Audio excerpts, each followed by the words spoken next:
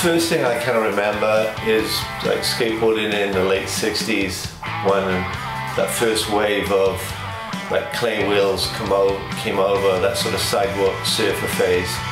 And that definitely happened in Swansea. There were kids in town that rode skateboards. I think I started when I was about 9 or 10, just had a go on my mate's skateboard. A little sort of really thin one with the Mark IVs with the open bearing. And then gradually just got into it when it was flat down in Langland in the summer, you know, we just used to skate around. And then eventually it just took over from the surfing and I just, you know, got into it that way. I met a friend who became a great friend of mine, Johnny Capek. He introduced me to surfing. In school he'd bring in surfing magazines. He had a friend, Paul Thomas. His dad brought him back a skateboard from the States, which was a Hobie, which had real trucks and composite wheels. You know, I had never seen anything like this, you know. But like I'd been riding a thing on rubber wheels with these stupid little things that go about 2 miles an hour. In comparison, this was like a Lamborghini. So I had to go on that, and it was just magic. And from that moment on, I was totally hooked. I got my first board when I was 7. A Turbo 2 from Argos, classic Indian with a machine gun. But that, you know, that was just going up and down on the road on my knees. Langland was where the best surf was, and where all the surfers hung out. When I was a kid and started skating, surfing, that was the place to be. This was when we were in primary school, and you'd see the surfers hanging out down there, and of course they were all skateboarding. You know, when we were looking at the magazines, Skateboarder magazine and so on, and we're looking at Dogtown and Tony Alva and all those guys, we're going down to Langland and we're going, wow, this is pretty similar, you know, these guys are doing the same kind of thing. We were just obsessed, like straight away, this is it, this is for us, you know. And having the whole Langland scene there was something to aspire to.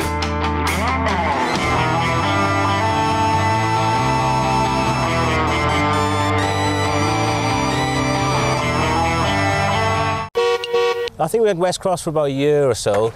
Then we had the go-ahead for Morfa Vert, which was ideal, you know, it was an athletic stadium, nowhere near any houses or anything like that, security and everything. After West Cross, they put us into Morfa, and when we went into Morfa, 88 maybe.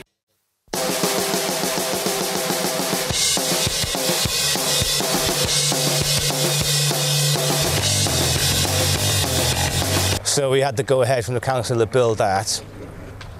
And that was just, Morfa was the best, man. I loved it so much. That was a real big deal because we got real funding from the council. We didn't give any money to it. They put up 10 grand. They went 2 grand over budget.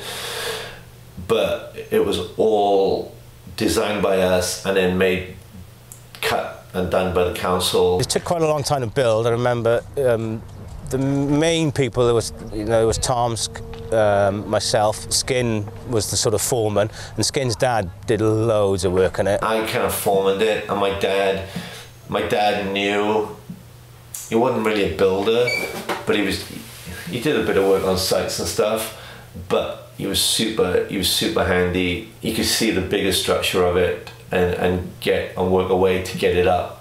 Skin was put in charge of it. He wasn't really working at the time, so his job for the summer was to be foreman of the build for the Morfa ramp. And Arwen had a flat in town, and I don't think he was working at the time, or if he was, it was in the evenings in the theatre, you know. So, you know, there was lots of days spent on Arwen's house drinking tea, hoping this ramp's going to build itself. It was constructed so well, so well. It was drawn by the council too, so it was actually drawn by a proper architect. So the specs of it were then, the wood specs were given to the council carpenters. So the council carpenters built that in a joinery shop. The transitions were made in 2 parts because they couldn't fit in an 8x4. And that was an inch, or it was an inch ply too. Everything's like 3/4, half-inch ply too. So even like the wood it was cut out of was really, it was fucking marine ply as well. It didn't need to be marine ply, but it was all the wood was like top notch in it too. So not only was it only thick and sturdy, it was really good quality too. It was £10,000 just in wood. I do remember going up to the joinery shop and seeing the transitions all out on the benches, and the carpenters were cutting, everything was, now you just nail it together, right? You have no transition with a notch, you just make it in boxes, like box sections. The carpenters up there were, each of they had like the 6x6 in a little block like this, the 4x2 in a little block like this, and they were cutting out every joint was getting cut out with a jigsaw. Then they would file the joint, right? So it wasn't like, it was all filed down, and they would fit the 4x2, flush it, and then move on to the next 4x2. Before it went up, 2 bricklayers, council bricklayers came in, squared it all off, and they measured, because it was on an uneven surface, and they measured, it was all on these like, 2-foot pillars. They just leveled it and gave it to us to build, because they saw that we built West Cross, but getting the transitions up and getting them right was really hard. But we were measuring, tinkering, moving it, so everything was, nothing was going over, and all the walls were completely level, platforms were completely level, and it was, you know, you could measure it this way, and that way on the flat bottom, and it was like perfect. We knew they were building Morfa, and it was exciting. We'd skate down just to watch them build it, and stand there like at the fence, like, oh, it's nearly finished, it's nearly finished. The whole curve was perfect. Each cut was like a joint cut, so when it went up like a Lego set. It went like click, click, click, click, click, click, click, and it just was absolutely perfect. There was not a flaw in the whole thing. It was like Noah's Ark, you know, it was just brilliant, just watching the frame going up. 2 layers of ply and a layer of metal, and it was just, when it was all put together and done, it was just a beast. So, is it true that you've given up drinking to it? I remember then when it had finished, standing there looking up and just going, I can't skate this. This is ridiculous, I can't skate this. You know, it was like huge, it was 32 foot wide, 10.5 foot transition, and 1.5 foot of vert. And then Twist came back from the States after one of his jaunts. I think he was living with Bod and Douglas at the time, skating Page Mill, which must have been quite big. So he came back and just said, there's not enough vert in this, we need to make it higher. So that was it.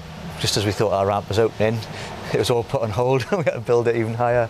The first thing that I knew about progress with the Morfa ramp was a photograph that was in Rad magazine, and I was staying with Steve Douglas at the time, and he used to work for Rad, and Tim Leighton Boyce sent a copy of the mag to Steve. Steve showed it to me, and he's like, wow, he said, this is the Swansea ramp that they're building, and it just had the frame. It looked really impressive, really wide, really big. I looked at it, oh yeah, that looks sick, but it's got no vert. Got back home, got down there, and it was just getting finished. So I went down there with skin, and I was like, skin, this is amazing, but it's got no vert. Anyone tries to do a big air on here, they're just going to hang up. Because I've been in the States for 6 months skating, you know, pretty big ramps, and everything here has a foot and a half of vert at least. I've managed to persuade Skin that we'd put a bit of vert on it, because it had none. It was a bank, you know. It would be like, okay, good for lip tricks. You might want to do some verts on it, but that's going to be about it. Skin and I went up there, and we added at night, I seem to remember, it was a bit of a stealth mission. I stuck a foot of vert on top, and then it got surfaced, and then it opened, and yeah. Having not much vert on it probably did seem, you know, didn't feel right. You know, you still felt you're probably travelling out over the coping. So Twist probably was right in hindsight, but we're not going to tell him that.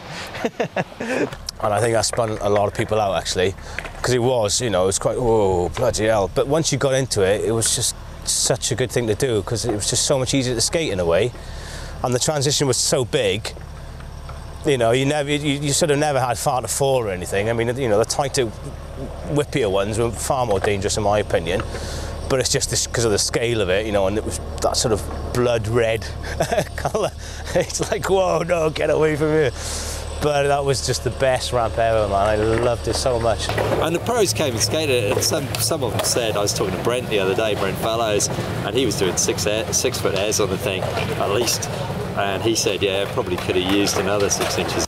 It was a beast. It was like a like a big wave, you know, it was like the biggest wave ever to come into Langland, and people were like, and some people learned how to ride the big wave, and some people were intimidated by the big wave. It's just the way, you know. But the rewards for the people who could ride the big wave were huge. Like Underhill, it was kind of another focal point, or maybe another catalyst. It was both. It was a focal point and a catalyst, right? Because all of the energy of what was happening in Europe at that time was on big transition vert ramps. That's what everybody wanted, and we just got in there really quickly. It was just really good timing. The fact that we had finally convinced the council to put up substantial funds and a good location for a big vert ramp, and the big transition thing was happening, so it all came together. Everyone on the European vert scene at the time was looking for big transitions, because that was the next stage. Although people at the time thought that America was full of ramps, there's one round every corner, it was actually quite hard to skate them. You had to know the right people. The skate parks were all pretty much closed here.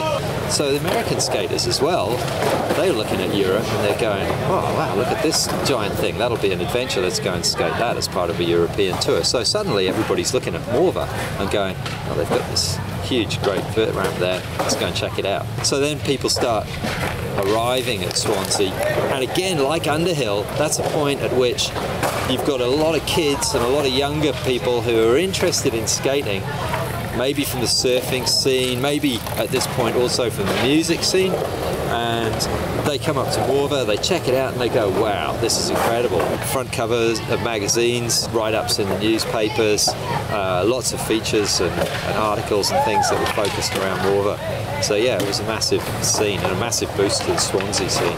There's a cycle path that went straight to Morfa from town, so you kind of get a bus to town and then skate all the way along, all the way to Morfa. It's getting from A to B, and that was kind of the fun bit.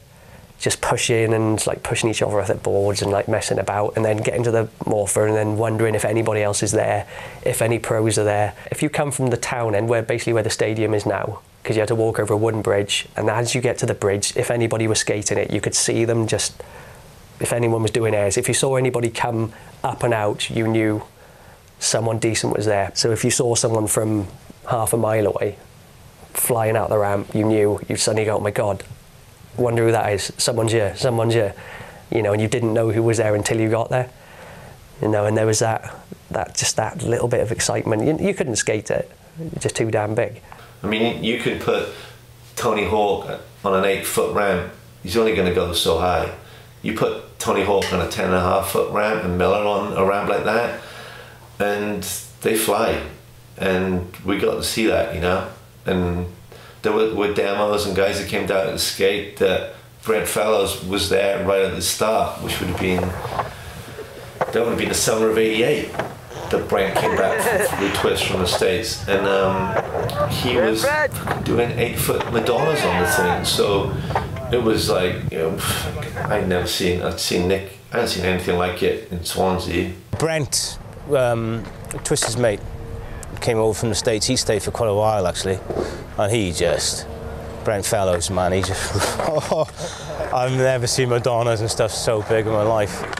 It's just, you know, and they'd go high, his leg would be dangling here, you know, he'd slam it down, such a good skater. And that was great because we had a sort of summer where we all sort of improved, you know, because the standard was just getting better and better and better, you know, and having just skating with, you know, really good skaters all the time was so good for everybody. We did the European Championship there, like people came from all over Europe, as far as the Czech Republic. We get us make, you know, sign visa waivers for people to come.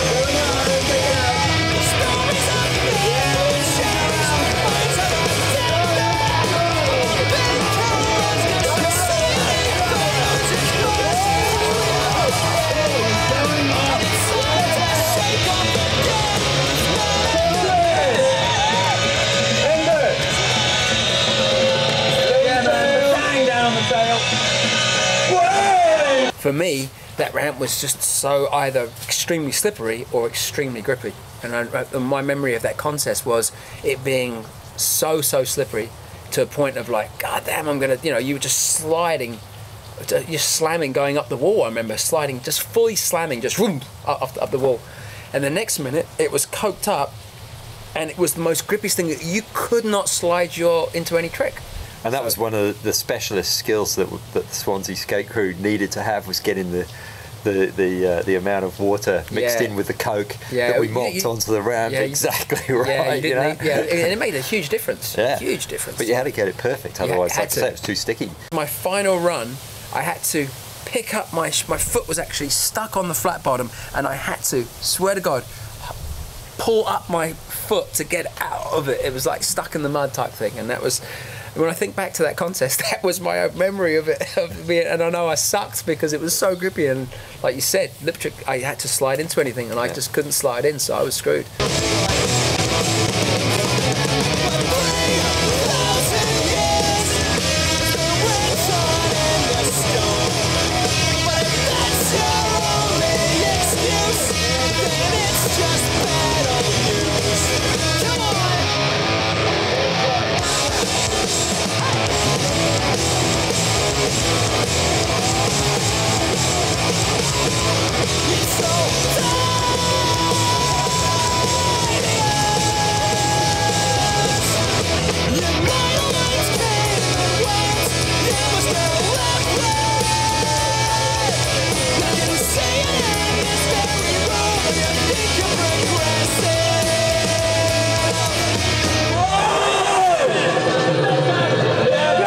I was kind of like a liaison for anyone to come down to be able to skate and go there and make sure it was open. And so Powell and Shiner contacted me for the Powell demo with Tony, and that was '89. It was kind of like June, July of '89 it would have been. And we opened the gates at 10 o'clock, and there were probably 400 kids outside waiting to come in. We opened the gates, and it was like the Beatles. It was like help. Like we didn't get trampled, but we opened the gates, and like 500 kids like ran through us.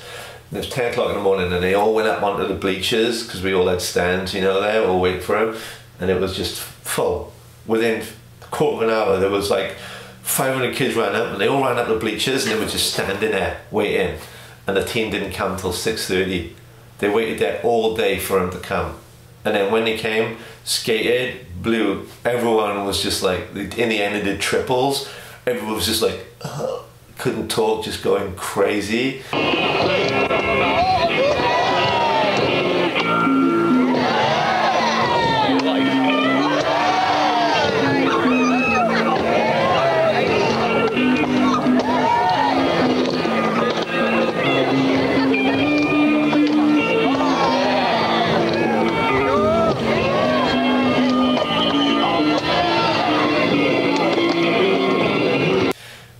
Powell team got back in the van, and then all the kids got out and didn't want them to go, and they started rocking the van, and they nearly tipped the van with the Powell team in it.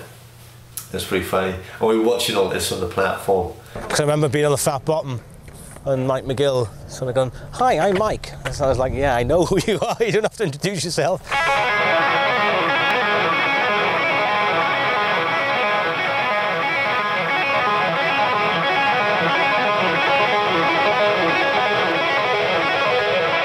People from all over came down for that demo, and after that demo I remember Arwen went off, and everyone saw Arwen on that ramp really for the first time. And then that was when kind of Arwen started making his impression. I mean, he'd done it in West Cross, but when he skated after the demo, he could never skate contest. He couldn't stay on. He'd just go for it, and he, you know, ultimately full on. But he definitely wasn't a contest skater. But in that relaxed atmosphere when the Powell dudes had gone, but maybe even rode with him in the demo, because you could, right? Back then he would go, and that's when the stir of Arwen was coming on.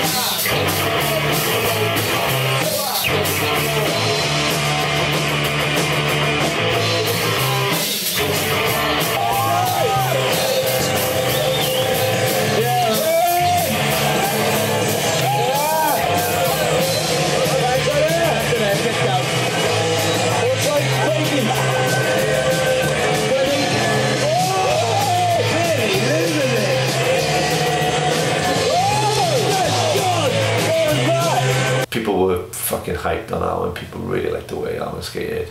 You know, if Alan was over in the States, I could have seen him on. He could have been pro over here for sure if the timing was right. He had enough talent to be on something like Santa Cruz, or you know, he could have been a really legitimate.